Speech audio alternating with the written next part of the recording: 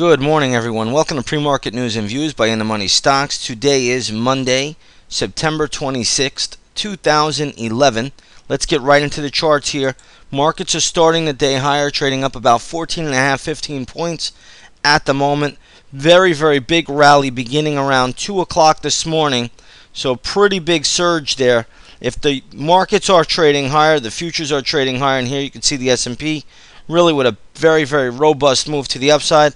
That could tell you one thing, that the US dollar index is trading lower, and sure enough, US dollar index tops out around 2 a.m., sells off very, very sharply. That's about a 1-point decline, and now getting a little bit of a bounce, and you see futures coming in a little bit. But again, market's up. The dollar must be down. That's the only thing you really need to concern yourself with. Just watch a chart of the US dollar index. It will normally tell us everything we need to know. The markets are trading inverse to the US dollar index at this time. Has been this way for a while, and until that relationship breaks apart, which it has not done in quite a long time, continue to watch the dollar. It's much easier than listening to everything out of Europe, everything out of Asia, and trying to figure out these markets. Just watch the US dollar index. When the dollar goes down, the markets inflate. The dollar goes up, the US dollar index rallies, the markets deflate very, very quickly. So that's the only thing I think that we need to pay attention to at this time. And you can see how as soon as the dollar caught a little bit of a bid, the futures have come back in. So again, it's the most important chart out there at the moment. Now, a couple things to talk about real quick. The European Union obviously is trading higher across the board today. This morning you have the CAC 40 up 2.6%. The German DAX up over 3%. The FTSE 100, which is not part of the European Union, but it is in Europe, is up 1%. So you're getting a good little bounce there. I'm not sure how long this will last. Maybe it'll last throughout the day. I would have to anticipate. But we could face more problems tomorrow when it comes to Europe. I just don't get the sense that it's all put together there. A lot of rumors coming out. Looking at this new bailout fund, they're going to allow some things to, some debt to be written down. They're also going to increase the bailout fund to 2 trillion euros. I'm really not sure how this is all going to play out. How Germany feels about this. Germany seems to be the only productive country in the Eurozone. It's just going to be a real mess. We'll see how it all unfolds. But again, we have to take it one day at a time at this point. So again, we'll see how that all plays out. A couple of other things to go over real quickly is that we want to look at the Asian markets last night. The Asian markets really were hit pretty hard. You had the Shanghai index, which is the most important. That was down 1.6%. Also, the Nikkei was down 2.14%. The Hang Seng was down about 1.5%. Australia was down about 1.25%. And the Indian Sensex, which is a very, very large economy, believe it or not, was down about 0.7%. So again, Asia mostly lower. Europe is trading higher. Futures are pointing to a higher open on the start of the day, and we'll leave it at that. We'll see where it closes. Right now, I think the markets may get enough euphoria from Europe to try and hold up and be steady today, but tomorrow could be a different story. So we'll see how that plays out. A couple of things that I'm looking at. Gold. If you saw gold on Friday, it was absolutely trampled. This morning, gold is showing up, looking a little bit on the weaker side again. You'll see here's a chart of the GLD right now trading at $157.92. GLD closed at $159.80. So it's a pretty weak start for gold. It looks like the Shanghai commodity markets increased margin rates as well. So gold getting a double clip here from Asia, and as well as the American markets on Friday. So again, margin hikes have increased on gold and silver, and that's what it takes to bring gold down these days.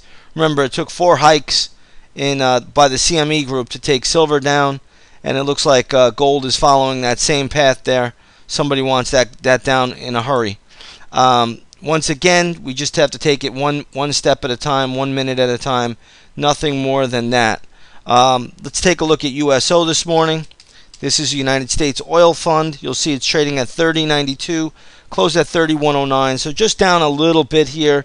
Spot crude, I believe, is just up a little bit.